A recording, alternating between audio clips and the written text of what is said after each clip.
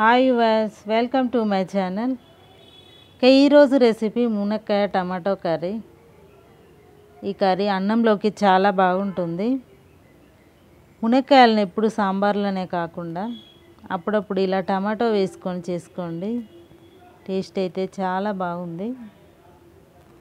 మునక్కాయ tomato curry ఎలా చేయాలో మనం ఈరోజు వీడియోలో చూద్దాం.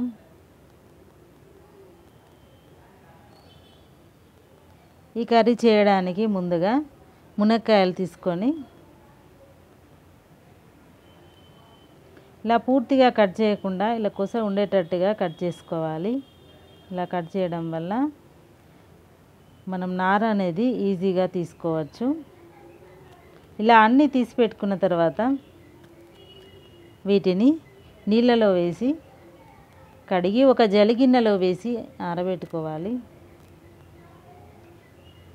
ఇప్పుడు స్టవ్ ఆన్ చేసుకొని ఒక కడాయి పెట్టుకొని ఇందులోకి ఒక 3 టేబుల్ స్పూన్ల వరకు ఆయిల్ వేసుకోవాలి.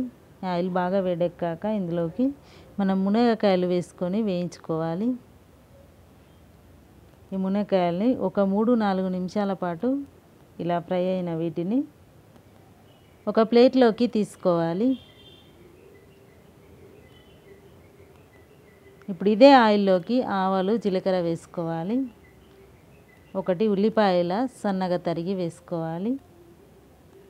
ఇందులోకి ఒక 2 పచ్చిమిర్చి, కొద్దిగా కరివేపాకు కూడా వేసుకొని ఫ్రై చేసుకోవాలి. ఇలా ఫ్రై అయిన తర్వాత ఇందులోకి 1 టీ స్పూను అల్లం వెల్లుల్లి పేస్ట్ వేసుకోవాలి. 1 టీ స్పూను పసుపు వేసుకోవాలి. ఇలా వేసుకొని ఫ్రై అయిన తర్వాత ఒక 5 టమాటాలను ఇలా సన్నగా తరిగి వేసుకోవాలి. ఇలా వేసుకొని అంతా ఒకసారి కలుపుకొని మూత పెట్టుకొని ఉడికించుకోవాలి.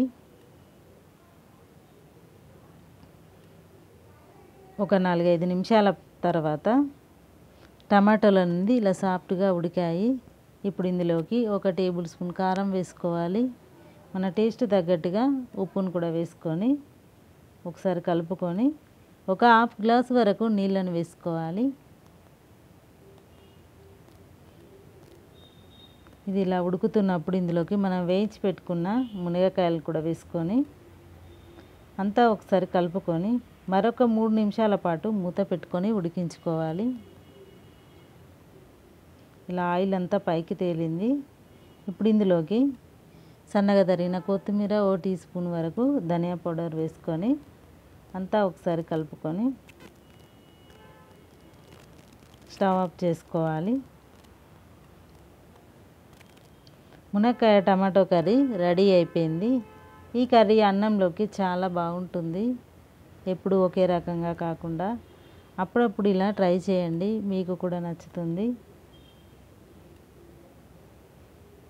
ఇక వీడియో నచ్చితే లైక్ చేయండి, షేర్ చేయండి. మరిన్ని ఇంట్రెస్టింగ్ వీడియోల కోసం ఛానల్ సబ్స్క్రైబ్ చేసుకోండి. Thank you for watching.